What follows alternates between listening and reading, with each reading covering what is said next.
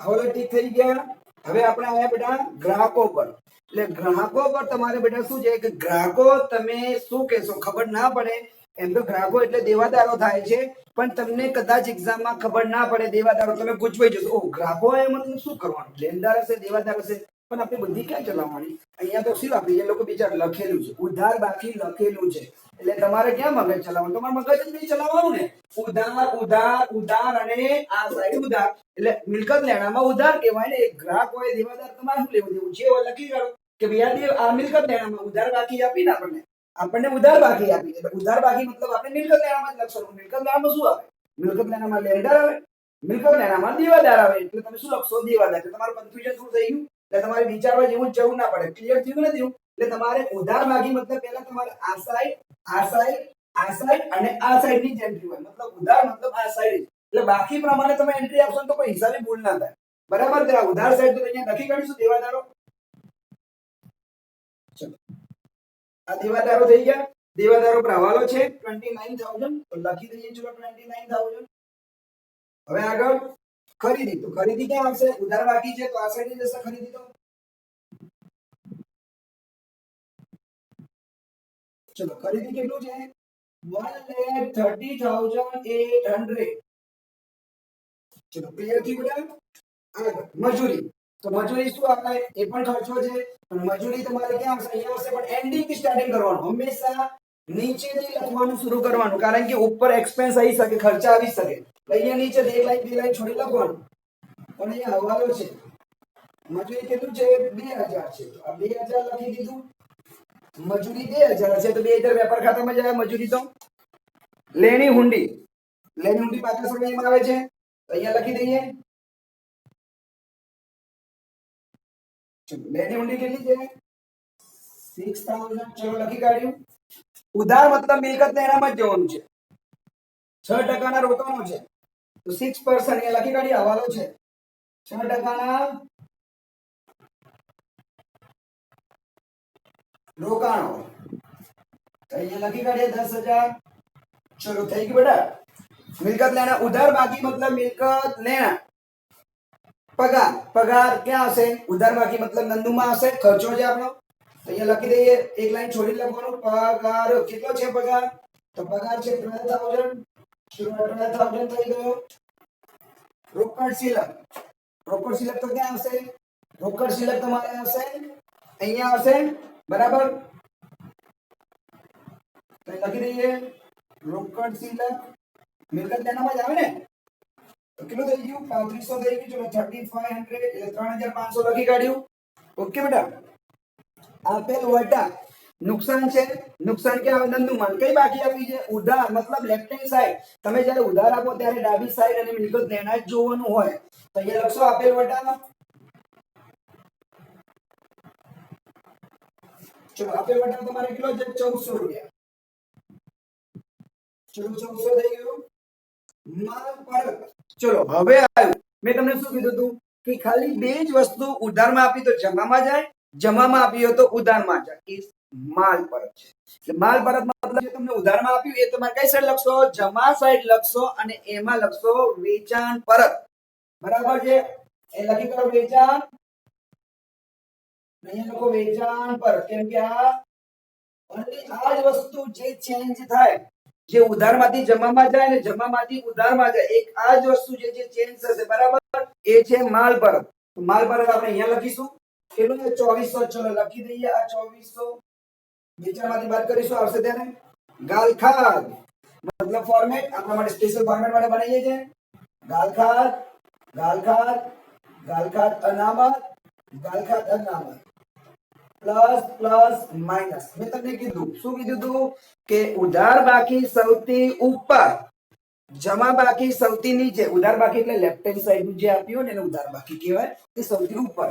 મેં તો અહીંયા લખી છે તમે ગાલખાદ, એટલે કા કા હ કા, કેટલી આપી છે ગાલખાદ 400 આપી છે, ઓકે। એ ગાલખાદ 400 થઈ તમારી। સ્ટેશનરી ખર્ચ, ખર્ચ ક્યાં આવશે નંદુમાં આવે, તો અહીંયા લખી કાઢશો હવાલો છે,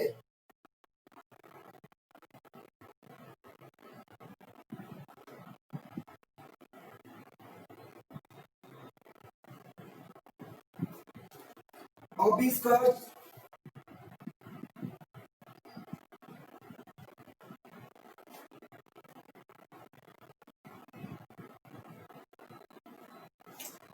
મોટર કાર, મોટર કાર મિલકત કેવા આપણી તો મિલકત લેણામાં જશું.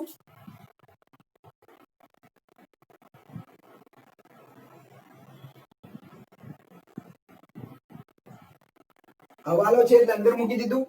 મકાન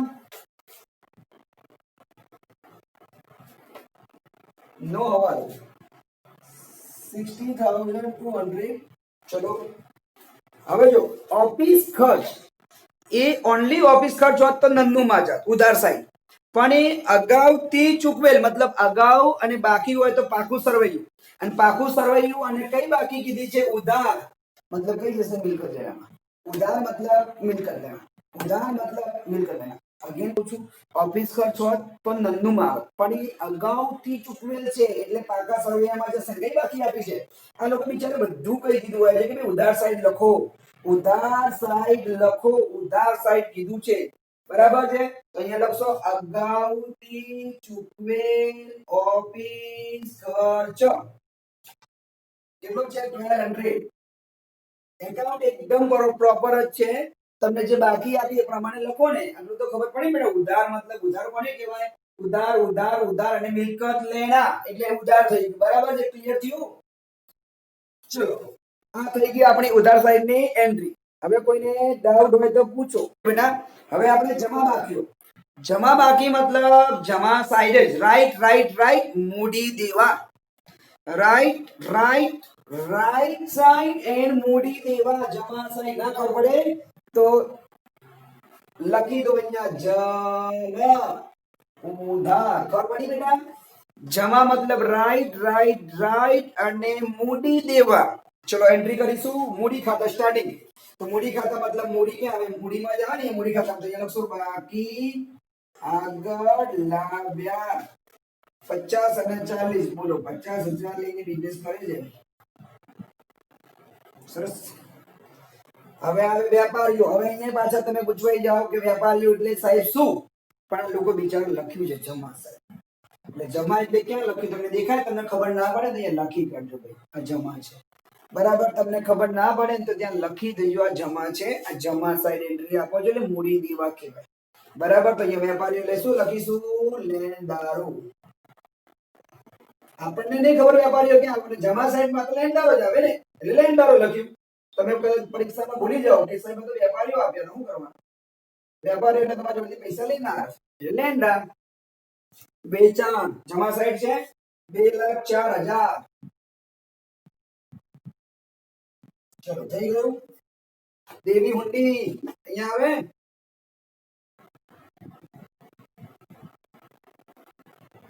બરાબર. જમા બાકી દેવી હુંડી તો અહીંયા જ આવે ને 8,000. ચલો રોકાણોનું વ્યાજ. રોકાણોનું વ્યાજ આપણે આવક કહેવાય. રોકાણોનું વ્યાજ એટલે આપણા માટે આવક કહેવાય. બટ અને રાઉન્ડ કરજો કારણ કે રોકાણ આપેલા છે અને રોકાણોનું વ્યાજ આપ્યું છે એટલે કઈક દાલમાં કાલું છે. પૂરું વ્યાજ નહીં આપ્યું હોય, ક્યારેય પણ નહીં આપ્યું હોય બરાબર. એટલે એ આપણે કેલ્ક્યુલેટ કરવું પડશે.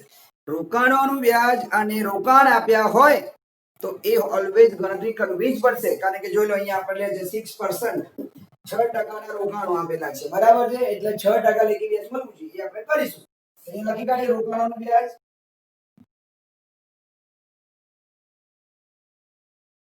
ચલો કેટલું છે? 300 છે. હાલ ફિલહાલ લખી કાઢ્યું. અને તમે બાર મૂકશો તો ધ્યાન રાખજો જ્યારે રોકાણ આપ્યું હોય તો રોકાણોનું વ્યાજ પર હવાલો હોય. રોકાણ આપ્યું હોય તો રોકાણોનો વ્યાજ પર હવાલો હોય જ. રાઉન્ડ કરી દેજો. આગળ બેંક ઓવરડ્રાફ્ટ. જમા બાકી જે દેવું છે આપણું બેંક ઓવરડ્રાફ્ટ. તો જમા બાકી મતલબ અહીંયા બેંક ઓવરડ્રાફ્ટ BOD 24,260. માલ પરત જમા છે એટલે આમ જશે. કેટલું છે? ખરીદ પરત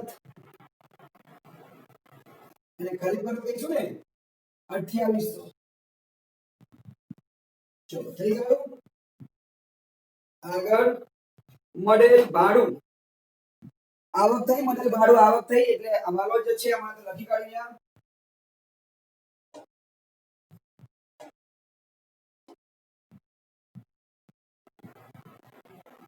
મળે ભાડું આપણને આપ્યું છે 600, બટામાં હવાલો છે એટલે અંદર લખ્યું મળે બટા, આમાં હવાલો છે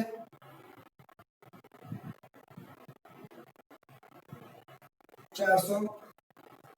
ગાલ ખાતાનામાં સેમ આપણો સોંગ, ઉધાર બાકી સૌથી ઉપર, જમા બાકી સૌથી નીચે. તો ચલો સૌથી નીચે લખી કાઢીએ 2000. ઉપાડતી ગયેલ માલ, બરાબર છે. માલ તમારે ગમે તેમ જાય, તમારે શું કરવાનું આવે? ખરીદીમાંથી માઇનસ. માલ તમારે ગમે તેમ જાય એ તમારે ખરીદીમાંથી માઇનસ થાય. અહીંયા લખશો ઉપાડતી ગયેલ માલ કેટલો છે? 740 માઇનસ. અને ચૂકવાની બાકી મજૂરી, જો સમજો અગેન, ઓનલી મજૂરી હોત તો એ આવતી વેપારમાં, બટ ચૂકવાની બાકી છે. લાંબુ લચક કરી નાખ્યું છે. ચૂકવાની હોય, અગાઉ હોય, એ પાકા સરવૈયામાં આવે. અને બૂમો પાડી પડી કે છે કે જમા સાઈડ છે. જમા સાઈડ એટલે કઈ બાકી કહેવાય? તમારે જમા ક્યાં છે? અહીંયા દેવું થયું, દેવું દેવું દેવું. એટલે અહીંયા શું લખશો?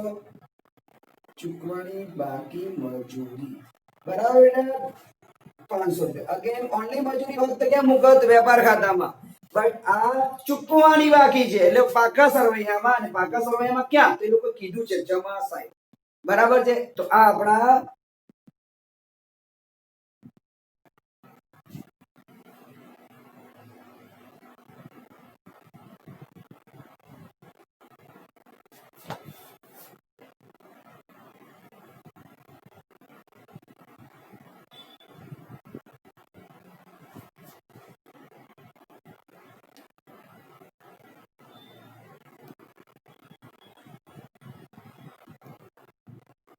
ચલો બેટા, તો હવે આપણે હવાલા નંબર 1 થી સ્ટાર્ટ કરીએ.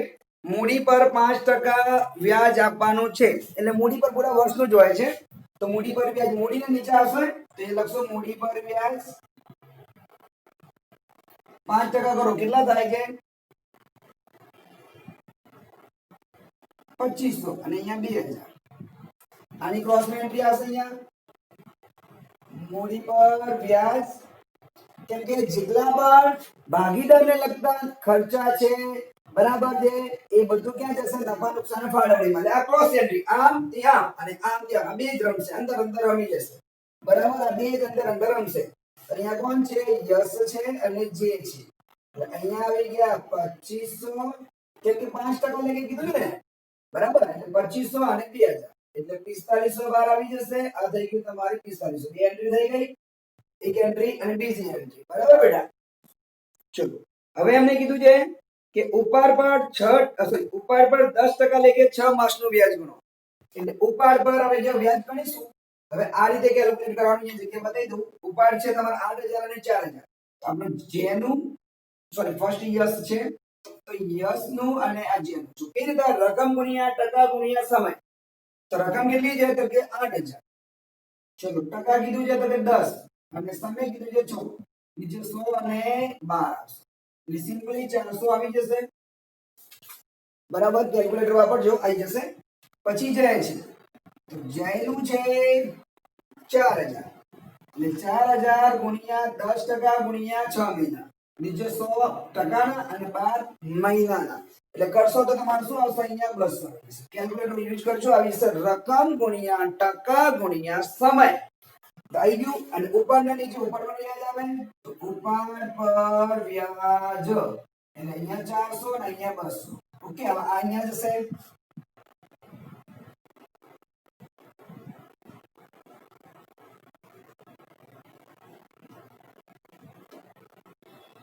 થઈ ગયું. અહીંયાથી ત્યાં થઈ ગયું. Let's see next one. આગળ સ્ટોક 15000 નો છે જેની બજાર કિંમત 12000 છે. મતલબ જે ઓછી કિંમત હોય એ આપણે લેવાની હોય, એ આપણે લઈશું. 12000 લઈશું. ક્યાં આવશે? તો વેપાર ખાતાની જમા છે. અને અહીંયા આ કેલ્ક્યુલેશન તમને આવડી ગયું હશે, જોઈ લો અને કોપી ડાઉન કરી દો. પછી આપણે એને ગાઈડ કરીશું. આખર સ્ટોક કેટલો છે? તો કે 12000 છે. તો લખી દીધો. આખર સ્ટોક 12000 થઈ ગયો. ઓકે, આખર સ્ટોક 12000 થઈ ગયો. તો અહીંયા લખી દઉં. જગ્યા છે થોડી, પછી ઉડાડીશું એટલે ક્લિયર થઈ જશે.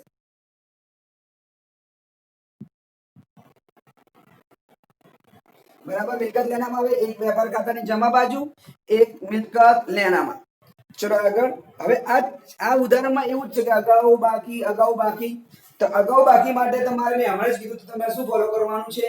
અગાઉ હોય એટલે માઇનસ કરવાનું અને બાકી હોય તો પ્લસ કરવાનું. તો હવે આ હું થોડું કટ કરી દઉં છું, એ તમે થોડું જોઈ લેજો. બરાબર, ચલો હવે આપણે અહીંયાથી જોઈ લઈએ ને આગળ વધીએ.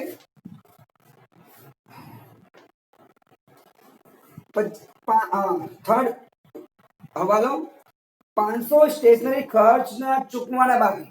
એટલે જો બાકી શબ્દ હોય ને, બાકી તો તમારે પ્લસ, અને અગાઉ હોય ને તો માઇનસ. બરાબર, બાકી હોય તો પ્લસ અને અગાઉ. એટલે આમાં કીધું છે, ત્રીજા હવાલામાં કીધું છે 500 સ્ટેશનરી ખર્ચના ચૂકવાના બાકી.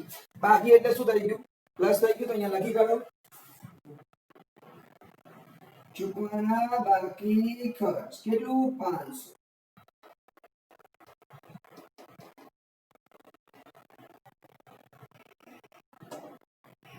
અહીંયા 1300 આવી ગયું બેટા. હવે ચૂકવાનું છે, દેવું, દેવું ચૂકવાનું હોય તો તમારે દેવું થઈ ગયું. તો અહીંયા લખશો ચૂકવાણી બાકી સ્ટેશનરી ખર્ચ. ઓકે, ચલો થઈ ગઈ એન્ટ્રી. બાકી એટલે પ્લસ કરી કાઢ્યું, અને આ ઉધાર છે તો અહીંયા ઓટોમેટિકલી જમા મળી જશે. દેવું થયું, ચૂકવાનું બાકી હોય, બાકી એટલે તમારું દેવું થયું એટલે કે ઓકે. ચલો પછી ચોથો હવાલો, મજૂરીના 400 અગાઉથી ચૂકવેલા છે. અગાઉ એટલે શું થશે? માઇનસ. અહીંયા લખશો અગાઉથી ચૂકવેલ મજૂરી કેટલી ચૂકવેલી છે? 400. એટલે 400 ચૂકવી દીધી એટલે રહ્યા કેટલા? 1600. હવે અગાઉથી તમે ચૂકવી દીધી છે એટલે ચૂકવાની થઈ કે લેવાની થઈ? જો અગાઉથી તમે ચૂકવી દો, બરાબર, ચૂકવાનું હોય તો અહીંયા આવે. અગાઉથી ચૂકવી દીધી છે તો હવે તમારે લેવાની થઈ એટલે ક્યાં લખશો? અહીંયા લખશો અગાઉથી ચૂકવેલ મજૂરી. અને યાદ રાખજો, અગાઉથી ચૂકવેલો ખર્ચો અહીંયા જ આવશે. બાકા સરવૈયામાં આપણે મોડે પણ કરાયેલું છે બેટા. અને કોન્સેપ્ટ એમ છે કે તમે અગાઉથી ચૂકવી દીધું છે તો હવે તમે શું કરશો? પાછું જો ઓર્ડર કેન્સલ થાય કે કેન્સલ થાય તો તમારે લેવાના થાય ને. એટલે અહીંયા તમે આવી જશે 400 રૂપિયા. બરાબર, અગાઉથી ચૂકવેલા થઈ ગયું. ચલો હવે છે પાંચમો, 200 ભાડું અગાઉથી મળેલ છે. અગાઉ એટલે શું થશે? માઇનસ થાય. અગાઉ એટલે માઇનસ. તો અગાઉથી મળેલ છે, આ રીતે ભાડું દેખાય. અગાઉથી, અગાઉ એટલે માઇનસ. અગાઉથી મળેલ ભાડું કેટલું મળ્યું છે? 200 મળ્યું છે.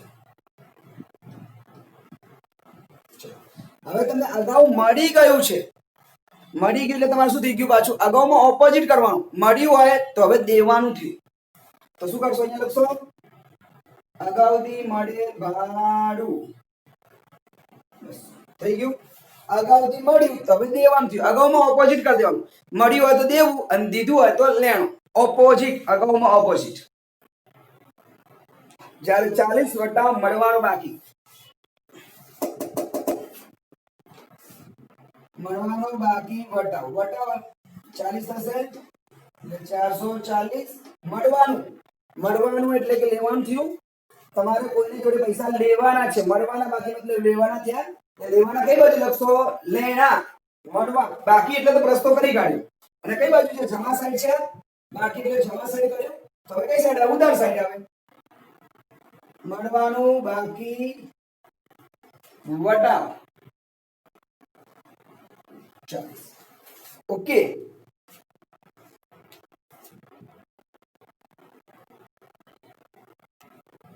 દેવાદારોનું જોઈશું. તો ગ્રાહકોમાંથી 1000 ગાલખાત માંડી વાળો, 5% ગાલખાત અનામત રાખો અને 2% દેવાદાર પર વટાવ અનામત રાખો. એટલે તમારે શું કરવાનું બેટા? એટલે તમારે બસ જે પ્રમાણે ચાલતું હોય બરાબર છે, મતલબ પહેલા કેલ્ક્યુલેટ કરી દેવાનું.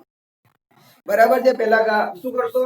પહેલા તમારે કરો ગાલખાત એટલે દેવાદાર પર કાઉન્ટ કરો. પેલા દેવાદાર પર લાઈનસર કાઉન્ટ કરી દેવાનું. ઉપર સ્પેસ સારા છે તો લખી દીધું થોડું. દેવાદારો તમારે 29000 છે ને. ચલો તો અહીંયા દેવાદારો સાફ કરી દીધા આપણે, કારણ કે સ્પેસ થોડું ખૂબ છે. તો પછી દેવાદારો પર કેલ્ક્યુલેટ કરો. પહેલા શું કરશો બેટા? દેવાદારો પર કેલ્ક્યુલેટ કરો. દેવાદારો પર પહેલા શું કીધું છે? 1000 રૂપિયા તમને કીધું છે ગાલખાત. તો 1000 રૂપિયા શું હશે? અહીંયા ગાલખાત આવશે. બરાબર છે? ગાલખાત કરશો. ચલો તો એ શું આવશે? ઓકે, તો અહીંયા લખશો ગાલખાત. ગાલખાત કેટલી છે? ગાલખાત 1000 છે. 28,000 થયું. બરાબર. ઓકે ઓકે અહીંયા હા કોલ તો બેટા પતી ગયો. અહીંયા જો ચલો બરાબર. હવે અહીંયા જો એટલે દેવાદારો પર 1000 રૂપિયા ગાલખાત હતું. એ ગાલખાત તમારે જતું રહ્યું. બરાબર. પછી શું કીધું છે? એટલે પેલા દેવાદારો પર લાઈનસર ગણી લો તમે. દેવાદાર પર જે લાઈનસર આવે ગણી લો. પછી આની એન્ટ્રી આપણે અહીંયા આપવાની આવે. ચલો તો દેવાદારો પર તમારે પેલું કીધું છે ગાલખાત 1000 તો કરી કાઢી. હવે એના પર 5% ગાલખાત અનામત કરો. તો હવે ગાલખાત અનામત તો કરો તો 28,000 પર 5% કરો તો કેટલું આવે બોલો તો? 1400 આવશે. એટલે અહીંયા 26,600 આવશે. બરાબર છે?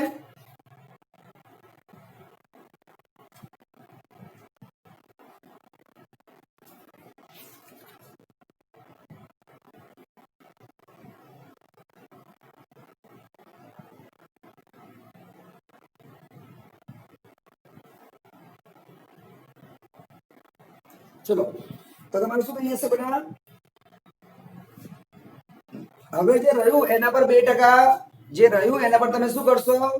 જે રહ્યું એના પર તમે 2% શું કરશો? વટાવ અનામત. તો 2% કરો તો કેટલું આવે તમારે કેલ્ક્યુલેટરમાં? કેલ્ક્યુલેટ કર્યું 26,600. હવે એને 2% અનામત કરો એટલે 532. એટલે આ થઈ ગયું તમારે વટાવ અનામત. એટલે કેટલા આવે છે? 2% કરશો તો 532. બરાબર. 2% કરશો તો શું આવશે? 532. ઓકે ચલો હવે કે માઈનસ કરી કરો તો 26,068 થઈ જશે. ઓકે હવે આ જે એન્ટ્રીઓ લાઈનસર છે એ તમે ક્યાં મૂકશો? આ બે છે 1 and 2 એ અહીંયા આવી જશે. ગાલખાત અને ગાલખાત અનામત. અને જે વટાવ અનામત હશે એની નીચે મૂકી બહાર મૂકી દેવાય. ઓકે આ જે તમે લાઈનસર ગણી પહેલા તમે શું કર્યું?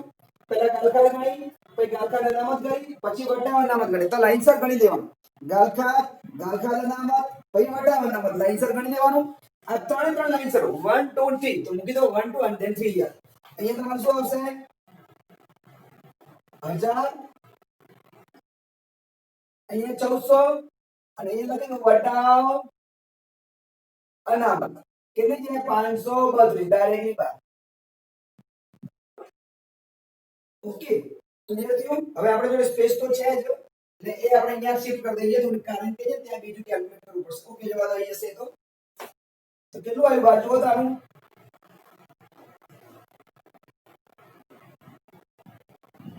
વટાવ અનામત 500 નીચે લખવાનું પણ આપણે ચાલે ગમે ત્યાં લખો કારણ કે સ્પેસ છે ને અહીંયા. ચલો કેટલું થાય છે? 2800 માંથી 2000 જાય એટલે તમારે 812 આવે. થઈ ગયું આ કેલ્ક્યુલેટ ઈઝીલી. લાઈનસર આપણે કેલ્ક્યુલેટ કર્યું પહેલા. એ લાઈનસર ને શું કર્યું આપણે? પછી અહીંયા શિફ્ટ કરી દીધું 1 2 અને આ નીચે 3 આપણું ઉપર સ્પેસ હતી એટલે મૂકી દીધી.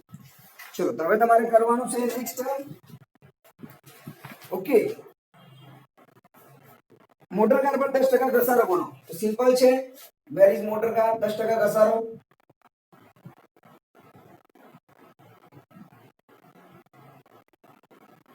ચલો 46,800 થશે. અને ઘસારો એટલે નુકસાન છે આપણે બેટા. બરાબર. ઘસારો એટલે નુકસાન થયું. એ 46,800 ની અહીંયા આવશે મોટર કાર.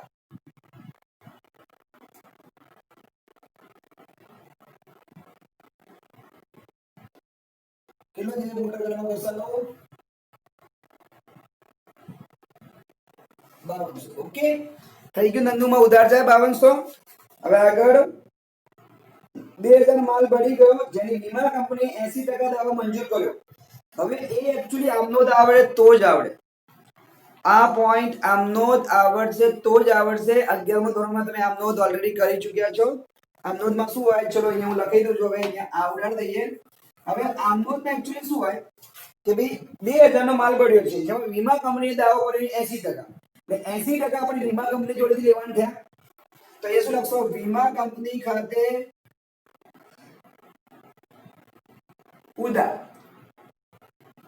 આવતી થયેલ નુકસાન ખાતે ઉધાર તે ખરીદ ખાતે જમા. આપણને 2000 નો માલ બળી ગયો છે, એમાં વીમા કંપની જોડેથી આપણે 80% મતલબ 1600 રૂપિયા લેવાના થયા, એટલે એ આપણો દેવાદાર બન્યો. એનો જોડેથી આપણે પૈસા લેવાના થયા, એટલે વીમા કંપની ખાતે ઉધાર 1600, આવતી થયેલ નુકસાન 400, મારે જાય છે 2000. આ આમનો યાદ રાખવી પડશે તો જ આની એન્ટ્રી આવડશે. તો અહીંયા તમે શું લખશો કે ભાઈ વીમા કંપની ખાતે જગ્યા છે નહીં, આપણે અહીંયા લખી કાઢી આની વીમા કંપની આપણી દેવાદાર બની ને, વીમા કંપની જોડેથી આપણે પૈસા લેવાના છે, બરાબર. વીમા કંપની જોડેથી આપણે પૈસા લેવાના છે, એટલે શું કરીશું? વીમા કંપની આપણે દેવાદાર બની, પણ કેટલાની બની? 1600 ની, એટલે અહીંયા 1600 આવશે વીમા કંપની ખાતે. હવે 400 નુકસાન થયું, 400 આજથી નુકસાન થયું, તો નુકસાન ક્યાં લખીએ? અહીંયા લખીએ આવતી થયેલ નુકસાન. ખબર પડી ને આપણે બેટા? 2000 નો માલ પડી ગયો, અમે વીમા કંપની આપણને 80% આપશે, મતલબ 80% આપણે લેવાના થયા, એટલે એ લેવાના મતલબ લેના ને લેવાના એટલે લેના થયા, એટલે 1600 અહીંયા આવ્યું. હવે આર્થિક થયેલ નુકસાન, નુકસાન આપણને ક્યાં લખશું? નન્નુમાં લખીશું, અને માલ ગમે તેમ જાય એ આપણે ક્યાં લખીશું? ખરીદીમાંથી માઈનસ થાય, એટલે ખરીદીમાંથી લખશો અહીંયા. અહીંયા લખશો આર્થિક બળી ગયેલ માલ, આર્થિક બળી ગયેલ માલ 2000 માઈનસ. ક્લિયર થયું અહીંયા સુધી? ઓકે, ચલો ક્લિયર થી તો આગળ વધીશું. હવે આંતરિક હવાલા, કેમ કે લાસ્ટ જે હવાલો છે એ અહીંયા આપવાનો આવશે. બાદ શબ્દ ફર્સ્ટ ચેપ્ટરમાં સમજી ગયા છો. બાદ મીન્સ વોટ? બાદ હોય એટલે શું હોય એ તમને ખબર છે, રાઈટ? બાદ શબ્દ આપણે ઓલરેડી સમજાયું છે, એ સમજાવીએ છીએ આપણે. હવે આંતરિક હવાલો જો તો 6% નો રોકાણો છે, જે 6% નો રોકાણો છે તમે કેવી રીતે કરશો? 6% રોકાણો વ્યાજ આપવાનું છે ને, 6% એટલે કે પૂરા વર્ષનું, તો 10,000 એટલે વ્યાજ બરાબર રકમ ગુણ્યા ટકા ગુણ્યા અમે, એટલે વ્યાજ વર્ષ રોકાણું 10,000 ગુણ્યા 6 ને ગુણ્યા એક જ વર્ષ ને નીચે 100, કેટલા આવે? 600 રૂપિયા. વર્ષ જે પૂરા વર્ષનું આપવાનું છે, વ્યાજ પૂરા વર્ષનું આપવાનું છે. ઓકે, 10% લેકે 6% લેકે કરો શું આવશે? 600 આવે. પણ આપણને મળ્યું કેટલું છે? 300 મળ્યું છે. 10,000 પર 6% લેકે કેટલું થયું? 600 થયું. તો 600 હવે શું મળ્યું? તો 300 ને, એટલે લખો મળવાનું બાકી વ્યાજ. 300 મળી ગયું, 300 બાકી ને 600 થઈ ગયું. અહીંયા લખી કાઢો મળવાનું બાકી વ્યાજ કેટલું? તો કે 300. આ ખબર પડી? 10,000 પર 6% લેકે કરો તો શું થાય? 10,000 પર 6% લેકે કરશો તો 600 થાય. પણ એમાં 300 તો આપણને ઓલરેડી મળી ગયેલું છે, તો 300 બાકી રહે ને, એટલે 300 ની જ એન્ટ્રી આવશે. ઓકે, ચલો હવે કોઈ આંતરિક હવાલો નથી. ચલો, અને કોઈ અંદર વસ્તુ રહી ગઈ છે? તો રહી ગઈ છે. ચલો તો ડાયરેક્ટ બહાર મૂકીશું ફટાફટ, વિધાઉટ વેસ્ટિંગ ટાઈમ. આમાં ખરીદી અમારી કેટલી આવે છે? 1,25,260. આ બધું માઈનસ કરવાનું છે. 1,25,260. ચલો ઓકે, આ સાઈડ શું આવે છે? આ સાઈડ આવે છે 2,16,000. આ સાઈડ નો સરવાળો વધારે લાગે છે. હવે હું ખાતું બંધ કરું પેલા, એટલે આ સાઈડ નો સરવાળો વધારે લાગે છે તો શું આવશે? અહીંયા આવે છે 2,13,600. અહીંયા મૂકી દીધો 2,13,600. અહીંયા આવશે કાચો નફો. કેટલો આવે છે કાચો નફો? 62,740. એ ક્યાં અહીંયા આવશે? બરાબર. કાચા નફો ત્યાંથી આપણે અહીંયા ટ્રાન્સફર કરી કાઢ્યો 62,740 છે એટલે એ અહીંયા ટ્રાન્સફર કર્યું તો કેટલું હશે 62,740 ઓકે હવે આ સાઈડનો તમે સરવાળો કરો ને આ સાઈડનો સરવાળો કરો તો જમણી સાઈડનો સરવાળો વધારે આવે છે જમણી સાઈડનો સરવાળો કેટલો આવે છે ચેક કરી કાઢજો બરાબર છે રાઈટ છે 64,180 આ સાઈડનો આવે છે 64,180 ખબર પડી ને રાઈટ સાઈડનો સરવાળો વધારે છે અહીંયા લખી કાઢ્યું 64,180 હવે આમાંથી બધું 1 2 3 4 આ બધું બાદ કરો તો એ કરશો ચોખ્ખો નફો ચોખ્ખો નફો કેટલો આવે તમારે 40,248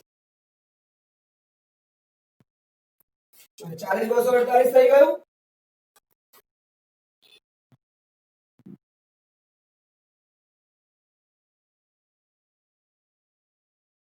અહીંયા બેટા 32 છે ઉલટું સીધું થઈ ગયું છે અહીંયા 532 છે બરાબર એટલે કે આ કેમ નતા હતા એટલા માટે હા કે 32 ને તમે અલગ પણ લખી શકો છો એવું કઈ નથી કે વટામાં એડ કરો અલગ પણ લખી શકાય છે અલગ લખી જવાય ચલો હવે એ ક્યાં આવ્યું એ અહીંયા આવશે ચોખ્ખો નફો અહીંયા તમારે શું હશે 40,248 હવે અહીંયા બેટા તમારે શું કરવાનું છે સમજો અહીંયા એને કીધું છે લાસ્ટ સવાલ જુઓ ત્યાં તમને કીધું છે એને કે ભાઈ જસને તેનું કમિશન બાદ કર્યા પછી નફા પર તો અહીંયા જસને કમિશન આપવું પડશે તો અહીંયા લખો શું આવશે અહીંયા જસનું